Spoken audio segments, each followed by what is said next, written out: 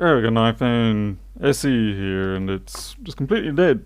It was working one night, the next day, dead. So bring up the good old charge meter, plug it in, nothing. No current being drawn. And this is a genuine Apple charger cable and genuine Apple charger.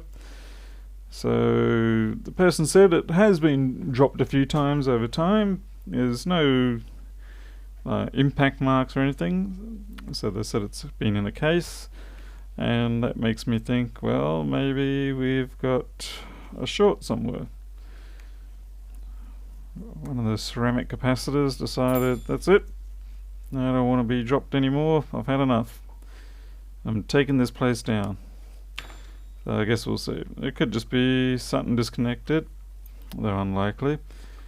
Now the reason why I say that is, even if your battery disconnected, the phone itself should still draw initially about 20 to 70 milliamp, and it's not even doing that. It's not recognizing anything. It could be a bad dock. That's the other possibility. Maybe the dock's disconnected. Got to think about that. Right. This is a phone I have worked on in the past. You can always tell because I leave my signature marks in them. And by signature marks, I don't mean fingerprints or dirt. Unlike some places that I seem to find. Disconnect that battery. Yeah, that battery was definitely connected, so we know that's not at fault. It'll be interesting to see what the current reading is once I've disconnected everything.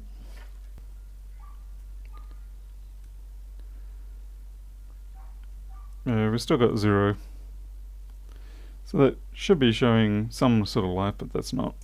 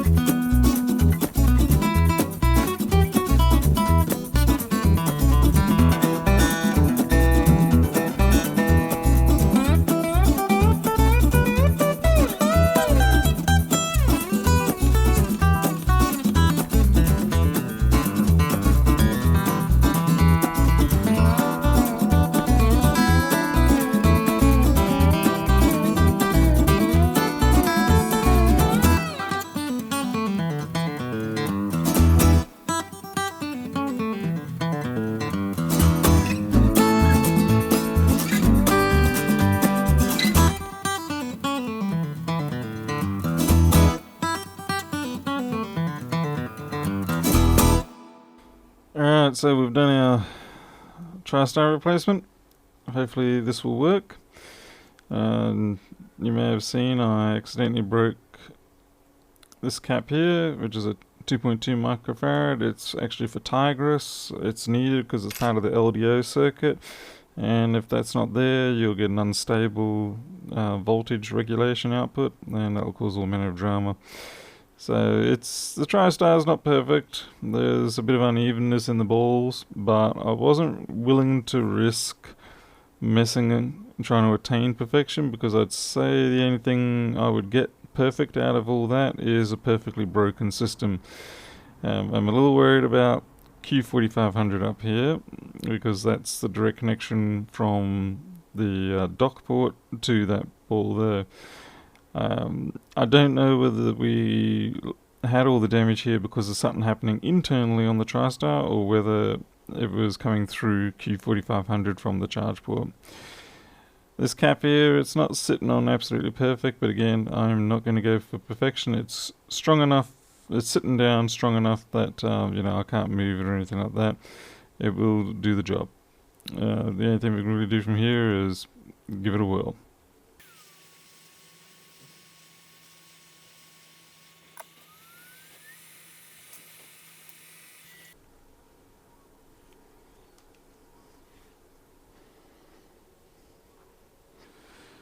Well, I was surprised this one worked. To be honest, when I saw that TriStar with the blown ball, I thought maybe lightning strike or something, and I was pretty sure Q4500 was going to be taken out. This is my very first SE job. I think the trick there is to get the plastic cap off the TriStar before you put the big 100-watt iron on the top, and then going real easy with the chip lifter. I think if you get a little too aggressive with the chip lifter, you're going to knock your pads off because you're pushing balls that aren't melted off from, or you're physically sort of like shoving them sideways, so that's naturally going to rip the pads off.